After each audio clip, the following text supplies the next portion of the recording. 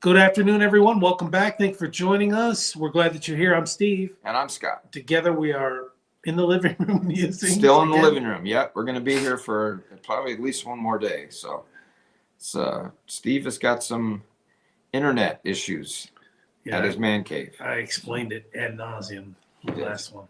Yeah. But we got a good story for you. How good is it? What are we doing? We're talking about saunas. Oh, saunas. Everybody loves the sauna. Yeah. Well, I'm not a big fan of saunas, but anyway, most people Can love you stand saunas. the heat? You can't stand the heat. Yeah, I'm not a big hot Get water out the guy. sauna. Not a big hot water guy. A brief sauna session may quietly mobilize the immune system. A sauna session may do more than raise your heart rate and body temperature and maybe get you a telephone number of a girl. A new study from Finland found that it also briefly increases the number of white blood cells moving through the bloodstream, a shift tied to the body's frontline immune defenses. The study involved 51 adults with an average age of 50 years old. Would you like to know more? Okay. After a 30-minute sauna session that included a short cold shower break halfway through, researchers saw an increase in all circulating white blood cells.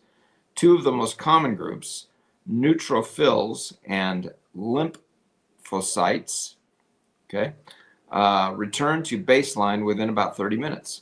Rather than creating new immune cells, the sauna appears to temporarily move existing ones into circulation.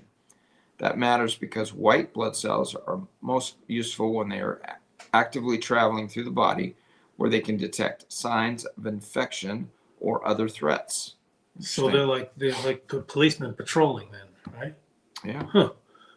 Quote, this may indicate that sauna bathing mobilizes additional white blood cells in the bloodstream from tissues, where they are then redeposited after the session.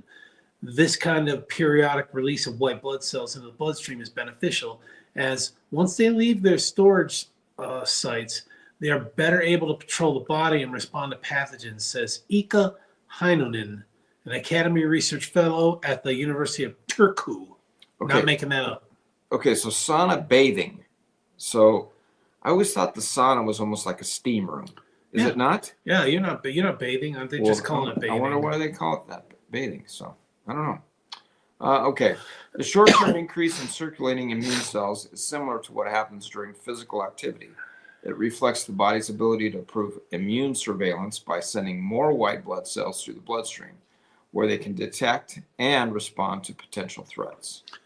The researchers also examined cytokines, which are signaling molecules involved in immune responses. Overall, sauna use did not significantly change cytokine levels in the blood. Okay, quote, interestingly, however, the levels of several cytokines changed in relation to how much body temperature rose during sauna bathing.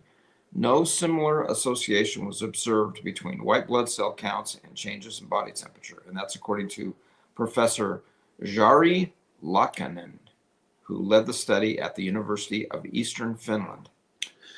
Regular sauna use has been linked to various health benefits, and these findings may offer insight into the biological processes behind those effects. However, the researchers note that this study focused only on the immediate impact of a single sauna session. Because of this limitation, the results do not establish any long-term health outcomes. I guess they need further research. Send them your money. Yeah, they're going to need more money. Yeah. Probably buy more saunas. Have you ever taken a sauna? I'm not a big fan of the sauna. I've done the hot tub. I've never been in a sauna. I have been in a sauna, but I'm not a big fan. So, yeah, there used to be one at the Green Tree Inn when we first moved up here. Really? In Victorville.